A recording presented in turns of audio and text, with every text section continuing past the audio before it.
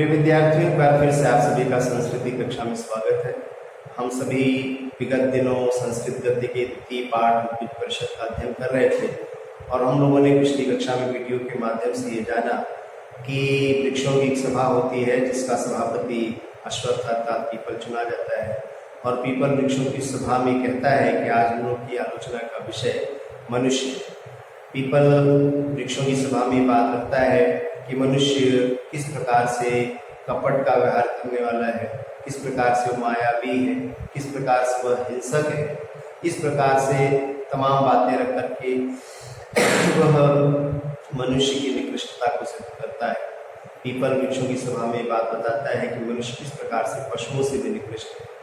पशुओं में जो हिंसा वृत्ति के लिए प्रमुख जानवर है, प्रसिद्ध जानवर है, वो भी अपनी हिंसा केवल क्षुधा पूर्ति के लिए करते हैं, किंतु मनुष्यों की हिंसा का कोई कारण नहीं है।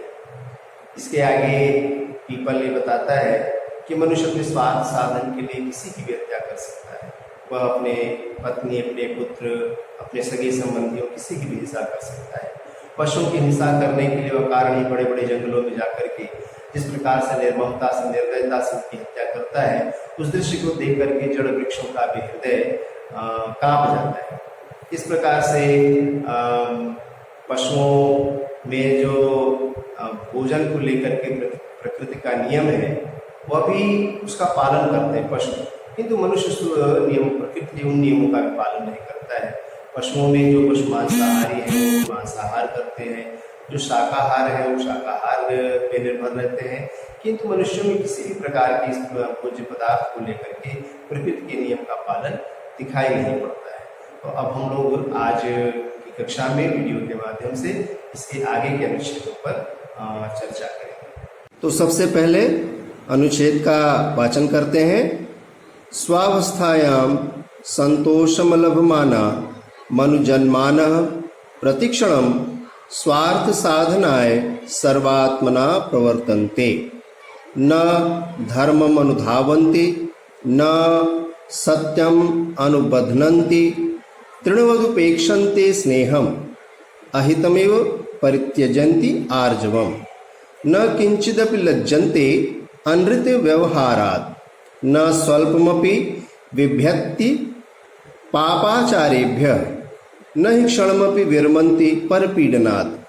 यथा यथैव स्वार्थ सिद्धिर्घटते परिवर्धते विषय पिपासा, निर्धनः शतं कामयते शती दशशतान्यभिलषति, सहस्राधिपो लक्ष्माकांक्षति। इत्थं क्रमशः एव मनुष्याणामाशा वर्धते, विचार्यतां तावत् ये खलु स्वप्नेऽपि तृप्तिसुखं नाधिगच्छन्ति, सर्वदैव नवनवाशाचित्तवृत्तयो भवन्ति, संभाव्यते तेषु कदाचिदपि स्वल्पमात्रं शान्तिसुखम्।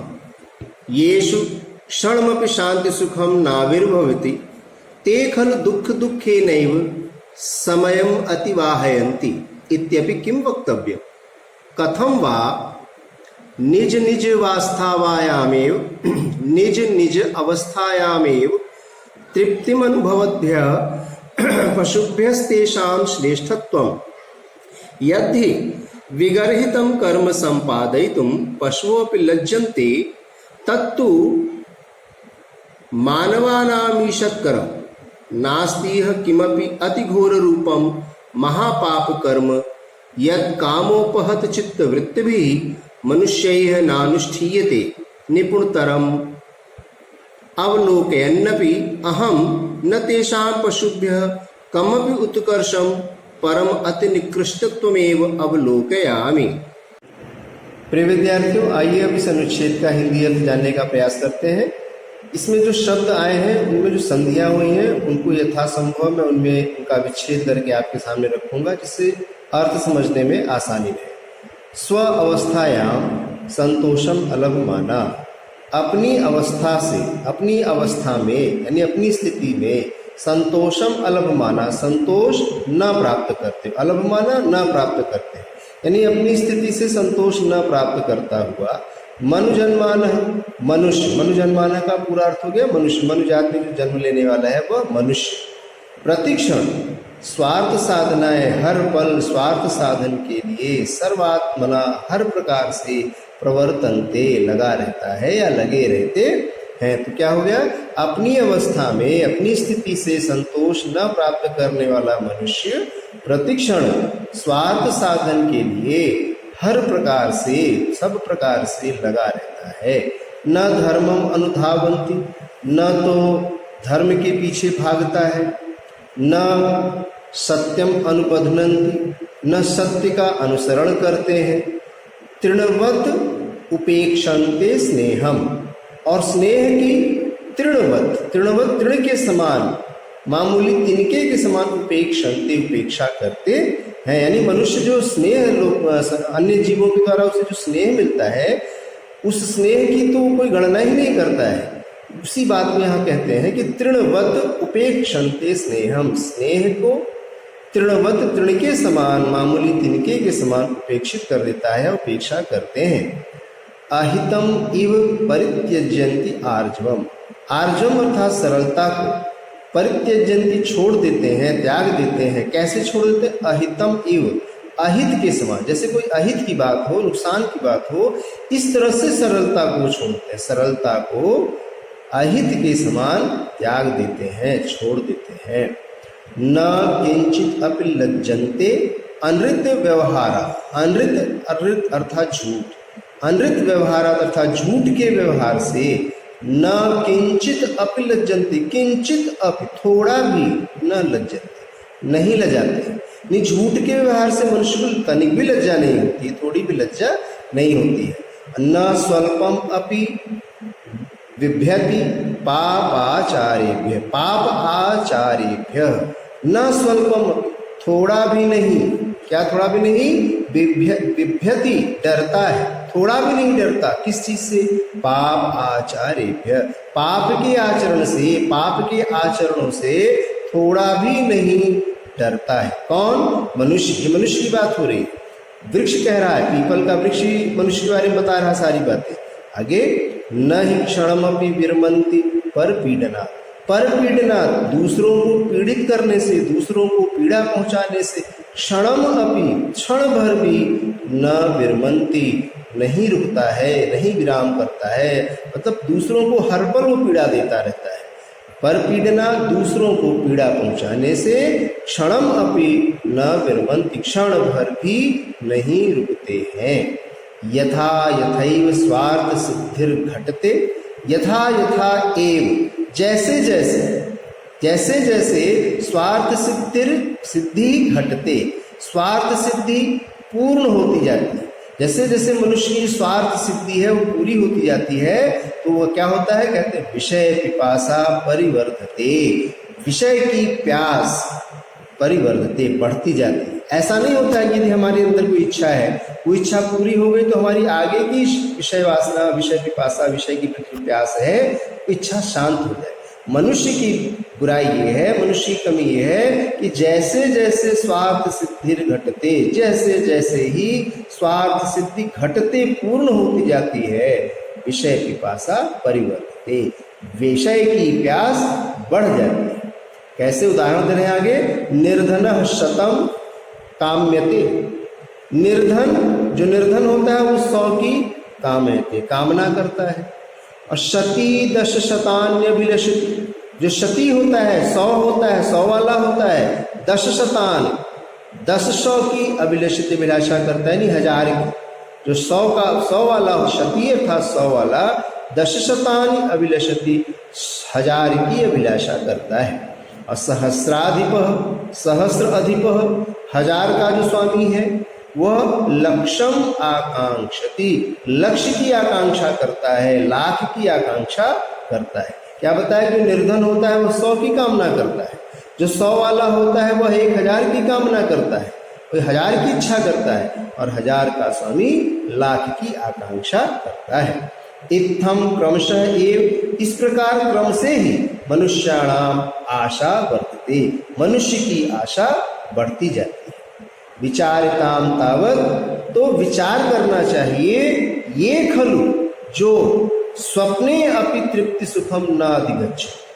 विचारिताम तावत, तो विचार करना चाहिए कि ये खलु जो निश्चित ही स्वप्ने अपि स्वप्न में भी तृप्ति सुखम न अधिगच्छन्ति, तृप्ति के सुख को नहीं प्राप्त करते हैं। सर्वदा एव नव नव आशा चित्त वृत्तियों भवन्ति। सर्वदा एव गुण संधि सर्वदा और एव गुण संधि तो सर्वदैव हो गया। लो वृत्ति संधि तो सर्वदा एव हमेशा ही नई नई आशा नई नई इच्छाओं की चित्त वृत्ति वाला होता है।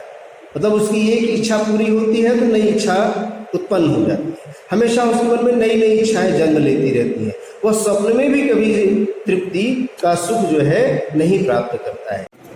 संभाव्यते तेषु कदाचिदपि स्वल्प मात्रम शांति सुखम। शांति सुखम के बाद देखिए प्रश्नवाचक चिन्ह लगा हुआ है। क्या अर्थ हो गया?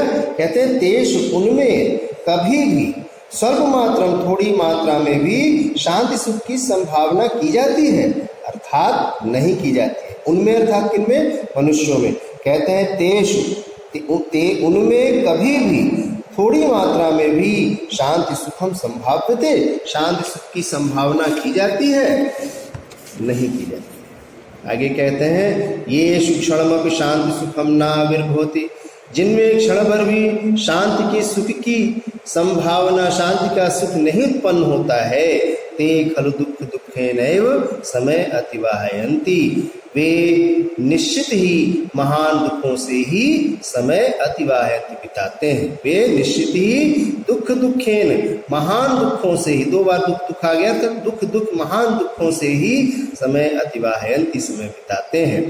इत्यपि किम वक्तव्यम, इस बारे में भी क्या कहना, यानी अर्थात इस बारे में कुछ भी कहा नहीं जा सकता, इस बारे में भी क्या कहने योग्य है।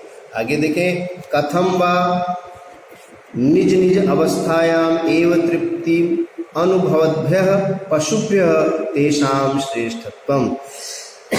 कहते हैं कि निज निज अवस्थायाम एव, अपनी अपनी अवस्था में ही, तृप्तिम अनुभवद्भ्य, तृप्ति का अनुभव करने वाले, पशुभ्य पशुओं से, तेषां श्रेष्ठत्वम कथम, उनकी श्रेष्ठता कैसे, अर्थात उनकी अर्थात मनुष्यों की श्रेष्ठता कैसे, अर्थात मनुष्य श्रेष्ठ नहीं हुए अपनी अपनी अवस्था में, जो तृप्ति का अनुभव करने वाले पशु है, मनुष्य उनसे श्रेष्ठ नहीं है। कथम वा निज निज अवस्थायाम एव तृप्तिम अनुभवद्भ्य पशुभ्य तेषां श्रेष्ठत्वम, निज निज अवस्थायाम एव, अपनी अपनी अवस्था में ही तृप्ति का अनुभव करने वाले, पशुभ्य पशुओं से, तेषां श्रेष्ठत्वम कथम, उनकी श्रेष्ठता कैसे।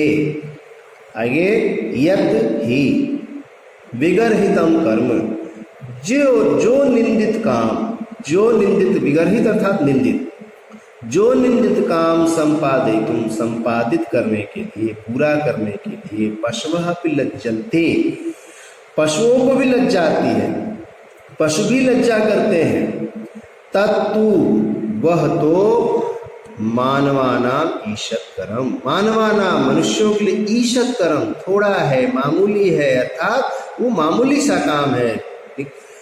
यत ही विगर्हितम, जो निंदित काम, जिस निंदित काम को संपादित करने के लिए पशु भी ले जाते हैं, तत्तु वह तो मानवानाम ईशत करम, मनुष्यों के लिए ईशत करम मामूली है, मनुष्यों के लिए मामूली काम है। न अस्ति इह किमपि अति घोर रूपम महापाप कर्म, कहते हैं इह न नहीं, अस्ति है, इह यहाँ, यहाँ इस संसार, तो इह इस संसार में अति घोर रूपम, अत्यंत घोर रूप, अत्यंत भयानक रूप, महापाप कर्म, महान पाप कर्म, न अस्ति नहीं है, यद जिसे काम उपहित चित्तवृत्ति भी, लालसा की जिसे दूषित चित्तवृत्ति वाले मनुष्यों द्वारा न अनुष्ठीयते, नहीं किया जाता, तो अर्थात मनुष्य हर प्रकार का काम, हर प्रकार का पाप कर्म करता है। न अस्ति इह किमपि अति घोर रूपम महापाप कर्म, इह इस संसार में अत्यंत घोर रूप, अत्यंत भयानक रूप, महान पाप कर्म नहीं है, यत जो काम उपहित विषय लालसा से दूषित चित्त वृत्ति भी चित्त वृत्ति वाले मनुष्य ही मनुष्य द्वारा न अनुष्ठीयते, न किया जाता हो। निपुणतरम अवलोकयन्नपि, निपुणतरम अच्छी तरह से, अवलोकयन अपि अवलोकयन देखते हुए, अपि भी अवलोकयन अपि देखते हुए भी, अहम न तेषां पशुभ्यः कमपि उत्कर्षम, मैं उनके अर्थात मनुष्यों की पशुओं से किसी भी प्रकार की उत्कर्ष को नहीं देखता, नहीं, परम बल्कि अति निकृष्टत्वम एवं अवलोकयामि, बल्कि अत्यंत निकृष्टता को ही देखता हूँ। अर्थात यहाँ पर पीपल कह रहा है कि बहुत ध्यान से अगर मैं निरीक्षण करता हूँ तो भी मैं उन मनुष्यों को किसी भी प्रकार से पशुओं से उत्कृष्ट नहीं पाता हूँ, बल्कि उनसे निकृष्ट ही पाता हूँ, उनसे निकृष्ट ही उनको देखता हूँ। क्या कह रहे हैं? निपुणतरम अवलोकयन अपि, अच्छी तरह से देखते हुए भी मैं उनको पशुओं से किसी भी प्रकार का उत्कर्ष, मैं उनका पशुओं से किसी प्रकार का उत्कर्ष नहीं, परम बल्कि अति निकृष्टत्वम एवं अवलोकयामि, अत्यंत निकृष्टता ही देखता हूँ। इसके आगे के अनुच्छेद का वाचन करते हैं। न केवलम एते पशुभ्यो निकृष्टास्त्रिणेभ्यो अपि निस्सारा एव, तृणानि खलु वाक्या सह स्वशक्तितः अभियुध्य वीरपुरुषा इव शक्ति क्षये क्षितितले पतन्ति, न तु कदाचित् कापुरुषा इव स्वस्थानम अपहाय प्रपलायन्ते। मनुष्याः पुनः स्वचेतसाग्रत एव भविष्यत् काले संघर्षमाणं कमपि विपत्पातम् आकल्य दुःखेन समयतिवाहयन्ति, परिकल्पयन्ति च पर्याकुला बहुविधान प्रतीकारोपायान्, येन मनुष्य जीवने शांति सुखम मनोरथ पथादपि क्रांतिमेव। अथ ये तृणेभ्योऽप्यसाराः पशुभ्योऽपि निकृष्टतराश्च, तथा च तृणादि सृष्टेरनन्तरं तथाविधं जीव निर्माणं विश्वविधातुः कीदृशं बुद्धि प्रकर्षं प्रकटयति। इत्येवं हेतु प्रमाण पुरस्सरं सुचिरं बहुविधं विशदं च व्याख्याय सभापति अश्वत्थदेव उद्भिज परिषदं विसर्जयामास। अब इस अनुच्छेद के हिंदी अर्थ को देखते हैं।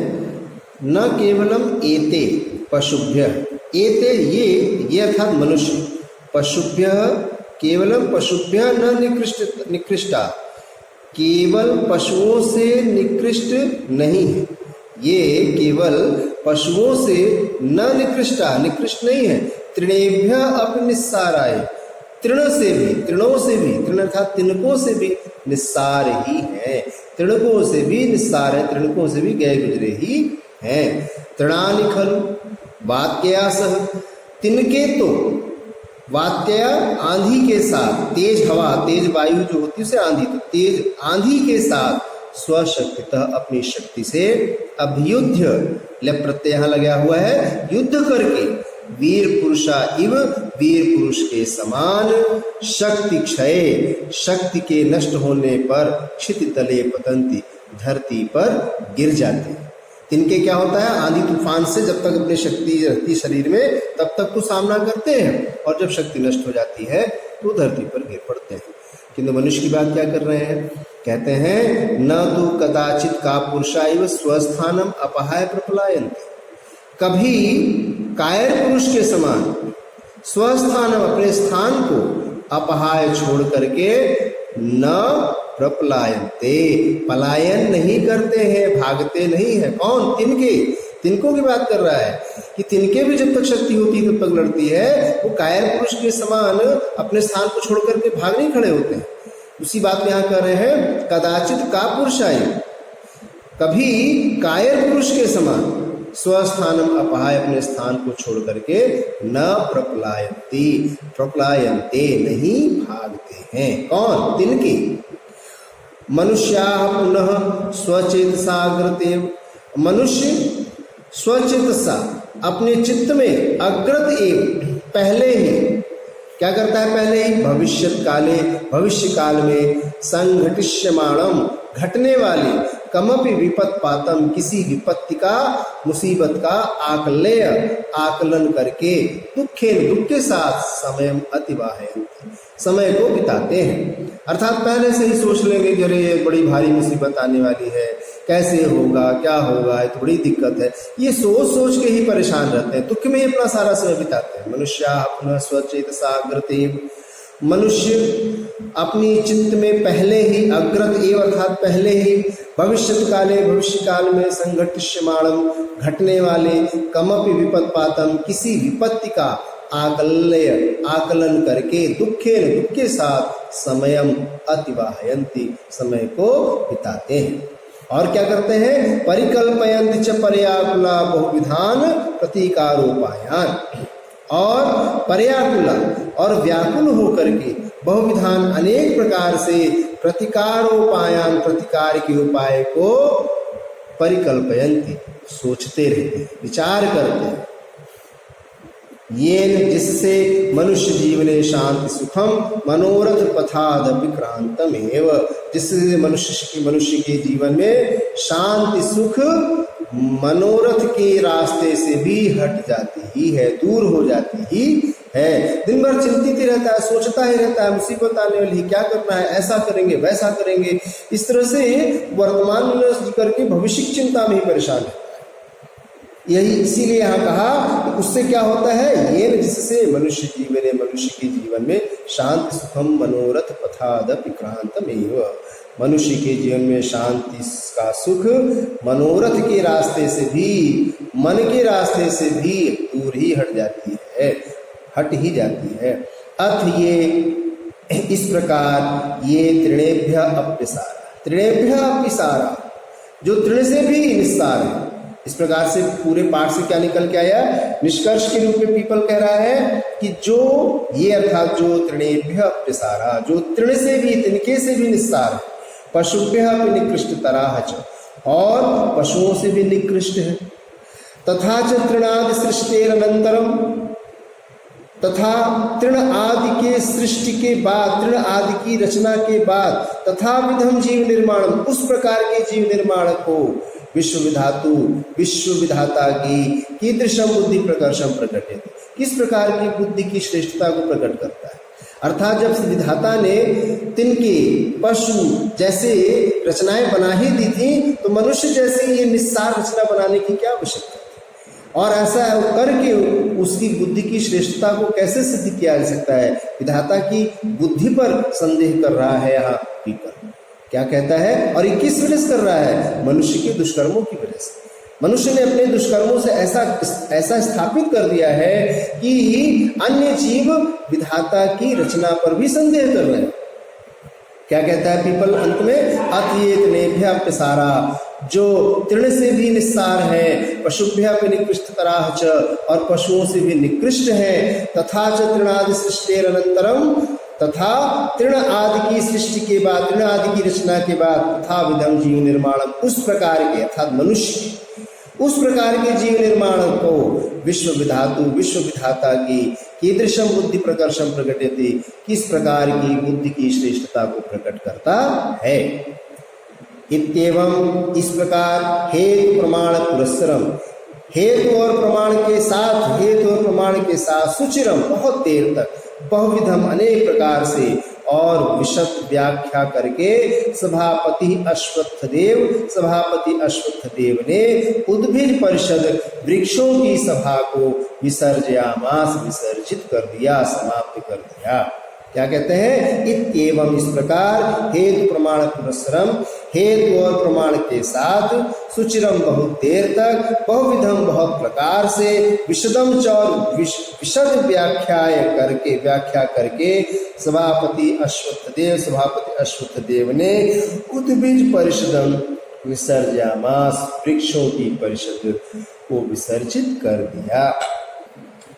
इस प्रकार से प्यारे विद्यार्थियों, अब इस पाठ में आए हुए सभी पैराग्राफों का हम लोगों ने हिंदी अर्थ जान लिया है। ये कुछ पैराग्राफ दे रखे हैं, इनका आप अपनी अभ्यास पुस्तिका में अभ्यास करेंगे, इनका हिंदी अनुवाद करके और कुछ प्रश्न हैं, उन प्रश्नों को हम लोग देख लेते हैं। मनुष्यों के प्रति वट वृक्ष की क्या सोच है। वट वृक्ष अर्थात पीपल को ही वट वृक्ष कहा गया है। तो मनुष्यों के प्रति वट वृक्ष की सोच अच्छी नहीं है। वह मनुष्यों को सृष्टि की सबसे निकृष्ट रचना मानता है। पेड़ पौधों के प्रति मानव जाति की क्रूरता अथवा निष्ठुरता स्वयं उसी के लिए हानिप्रद है। इस कथन का औचित्य सिद्ध कीजिए। तो कथन का औचित्य है कि यदि पेड़ों पौधों के प्रति मनुष्य जाति क्रूर रहेगा तो निश्चित ही पेड़ों से हमें जो वनस्पतियां प्राप्त होती हैं, खाद्य पदार्थ प्राप्त होते हैं, प्राणवायु प्राप्त होती है, वह हमें नहीं प्राप्त हो पाएगी। और वातावरण की शुद्धता जो वृक्षों के द्वारा ही होती है वह संभव नहीं हो पाएगी। तो यह सभी कुछ मनुष्य जाति के लिए नुकसानदेही है।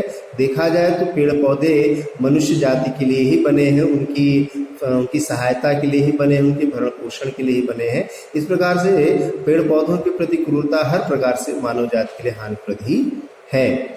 उद्भिद परिषद के आधार पर वृक्षों के महत्व पर प्रकाश डाली। जो इस प्रश्न का उत्तर था लगभग वही है।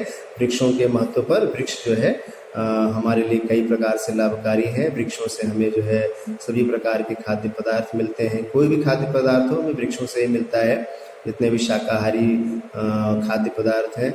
इसके अलावा हमें प्राणवायु ही न ही हो जो ऑक्सीजन के रूप में होती है, वह वृक्षों से ही प्राप्त होती है। वही न हो तो हम सभी मनुष्य धरा पर जीवित ही नहीं रह सकते हैं। और जल की वर्षा करने में वृक्षों का योगदान है। वृक्ष न हो तो वर्षा ही न हो। ये वृक्ष ही बादलों को रोक करके धरती की प्यास बुझाते हैं। इस प्रकार से वृक्षों का अन्य बहुत प्रकार से महत्व है। मनुष्य और पशुओं के हिंसा कर्म का क्या प्रयोजन है। देखिए, मनुष्यों के हिंसा कर्म का तो कोई प्रयोजन ही नहीं। वह तो अपने केवल आनंद के लिए और बिना किसी कारण के ही हिंसा में लिप्त रहता है। किंतु पशु जो होते हैं वो अपने भूख को मिटाने के लिए, अपनी क्षुधापूर्ति के लिए मात्र हिंसा कर्म करते हैं। उनका पेट भर जाता है तो फिर वो अपने प्रिय भोजन यानी हिरण का शावक भी, हिरण का बच्चा भी उन्हें मिल जाए तो उसकी हत्या वो नहीं करते। भोजन के विषय में पशु पक्षियों का क्या नियम है। वही जो प्रश्न का उत्तर यहाँ पहले वाले का रहा, लगभग वही उत्तर यहाँ भी है। भोजन के विषय में पशु पक्षियों का नियम है कि जब उनका पेट भर जाता है तो फिर वो हिंसा नहीं करते हैं। वो सामने आहार होने पर भी उसकी ओर देखते नहीं है। इस पाठ में मनुष्य के संदर्भ में क्या कहा गया है। मनुष्य को निश्चित ही सृष्टि का सबसे निकृष्ट प्राणी माना गया है। उसे पशुओं से, उसे जानवरों से, उसे तृण से भी निम्नतर कहा गया है। हिंसक पशु और लालची पुरुष में क्या अंतर है। हिंसक पशु जो हिंसा करता है वो केवल अपने पेट उदर पूर्ति के लिए करता है, जठर अग्नि को शांत करने के लिए करता है। किंतु लालची पुरुष अपने मनोरंजन के लिए और बिना किसी कारण के भी अनायास ही हिंसा करता है। उद्भिद परिषद का अध्यक्ष कौन है। उद्भिद परिषद का अध्यक्ष अश्वत्थ अर्थात पीपल है, उसे वट वृक्ष भी कहते हैं। और उसके भाषण का सार क्या है। उसके भाषण का सार यह है कि उसने मनुष्य को इस धरा का सबसे निकृष्ट प्राणी माना है और उसने ये सवाल उठाया कि आखिर विधाता ने उसकी रचना क्यों की है। वृक्षों की सभा में सभापति कौन था। वृक्षों की सभा में सभापति पीपल का वृक्ष था। मनुष्य पशुओं से निकृष्ट क्यों है। बहुत सारे कारण पाठ में दिए गए। एक तो मनुष्य की हिंसा की न कोई निश्चित सीमा है, न अवधि है, न समय है। और मनुष्य बिना कारण के हिंसा करता है, जबकि पशुओं की हिंसा पेट भरने के लिए होती है। मनुष्य जो है मुसीबतों से डरकर भाग खड़ा होता है, किंतु तिनके जो होते हैं वो मुसीबतों से लड़ते हैं। इस तरह से मनुष्य को पशुओं से भी निकृष्ट माना गया है। ये कुछ शब्द दे रखे हैं जिनका आपको संस्कृत में वाक्य प्रयोग करना होगा। अस्माकम अर्थात हमारे, परिभ्रमंति अर्थात भ्रमण करते हैं, घूमते हैं। तृणानि नपुंसक लिंग बहुवचन है। तिनके, तावत, ये तावत माने तो, तत्रई माने वहीं। प्रिय विद्यार्थियों, इस प्रकार से उद्भिद परिषद नाम का ये पाठ समाप्त हुआ। हम लोग अगली कक्षाओं में पद्य पर चर्चा करेंगे। चलते चलते हम सभी विश्व कल्याण की भावना का मंत्र दोहराएंगे। सर्वे भवन्तु सुखिनः, सर्वे सन्तु निरामयाः, सर्वे भद्राणि पश्यन्तु, मा कश्चित् दुःखभाग् भवेत्। ओम शांति शांति शांति।